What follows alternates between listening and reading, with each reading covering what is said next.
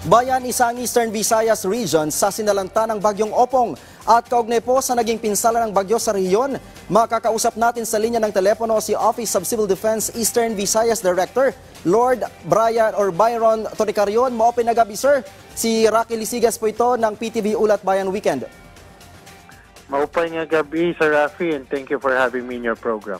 Director, sa unang landfall po ng Bagyong Opong sa San Policarpio, dyan sa Eastern Samar, pakilarawan po sa amin gaano po katindi yung paghagupit ng bagyo dyan sa Eastern Visayas. Well, thank you for that.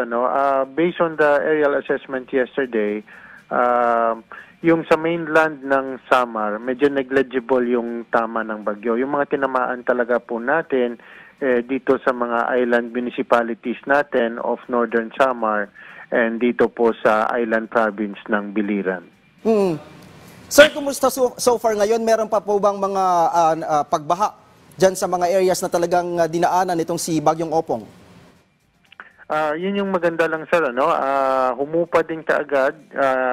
Very negligible yung baha.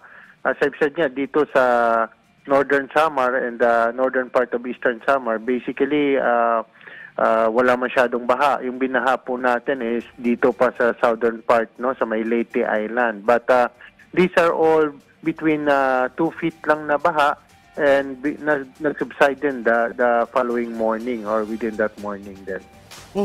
Sir, may mga naitala din po dyan mga casualty. Ilan na po yung pinaka-latest na bilang natin dyan? So, in regards to casualty, ito po ay mostly from the different island municipalities. We have 8 in Biliran and 1 in Tagapulan and 1 in Calbayog. Sorry. Catbalogan. Sir, doon po sa mga naiulat na nawawalang mga mangingisda, ano po yung update sa sinasagawang search and rescue operations? Well, we're happy to say na yung 5 na reported missing sa Maydulong ay nahanap na po yesterday.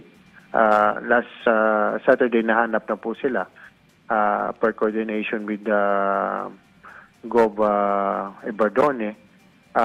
Meron pa tayong hinahanap na 2 sa island province, again, no, sa island municipalities na pumalaot. Ito ay sa Biliran province din na 2 pa. Ongoing po yung SAR operation natin as of this time. Director Lord, kumusta po yung kalsada, linya ng kuryente at komunikasyon doon sa mga direktang dinaanan nitong si Bagyong Opong? We have restored kaagad yung electricity that same afternoon. Nag-energize ng Sumelco. And then once the gale warning was withdrawn by the Philippine Coast Guard, nakapag-ship po tayo kaagad ng 7 trucks loaded with food items from DSWD going to Samar. All roads sa main island ng Samar are passable naman po. As I've said, dito lang po tayo sa mga island municipalities like Capol and San Antonio and Maripipi, which meron pang mga lugar na may mga debris pa sa daan. But we have airlifted also yung mga food items to Capol yesterday, Tinapulan today, and Maripipi also, no? Food items from DSWD and hygiene kits from the Office of Civil Defense. Oo. Sir, I understand, sabi mo kanina, nag-subside na yung baha. Pero sa ngayon po ba, meron pa tayong mga kababayan na nananatili pa rin sa mga evacuation centers? At gaano po kadami yung pamilyang naapektuhan nitong nagdaang Bagyong Opong? During the height of the bagyo, meron tayong 53,000 families in the different evacuation centers. But as I've said, nag-demobilize din po kaagad by the afternoon of Saturday. No? Friday afternoon, nag-demobilize na. We had fair weather that afternoon and we were able to withdraw the gale force warning by 6 p.m. din. Sir, kumusta po yung sinasagawang whole of government approach dyan sa Eastern Visayas para matulungan po yung ating mga kababayang nasalanta nitong bagyo? Well, as I've said, sir, ongoing yung SRR operation natin sa mga missing. And then, nag-add up po tayo ng mga NFIs, no? Non-food items and food items those severely affected. We're also preparing yung mga building materials natin to those na may mga damaged houses to aid in the repair. We're shipping out also shelter repair kits sa mga partially damaged houses.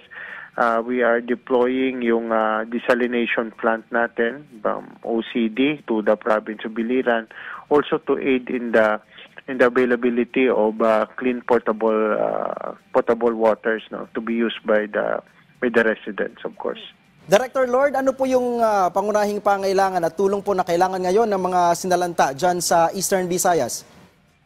As of now, we're focusing muna on the early recovery, which is kailangan po ng mga building materials.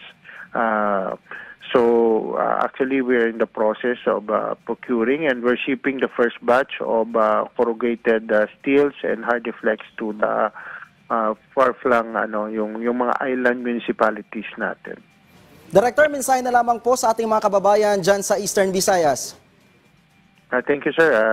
We'd like to take this opportunity again to thank yung mga kababayan natin sa Eastern Visayas. Salamat po sa kooperasyon, and rest assured that the government is working tirelessly to ensure that all the needs ng mga kababayan natin will be attended to at the soonest possible time. Damo nga salamat, Director Lord Byron Torrecarion, ang Regional Director ng OCD Eastern Visayas. Magandang gabi po, sir.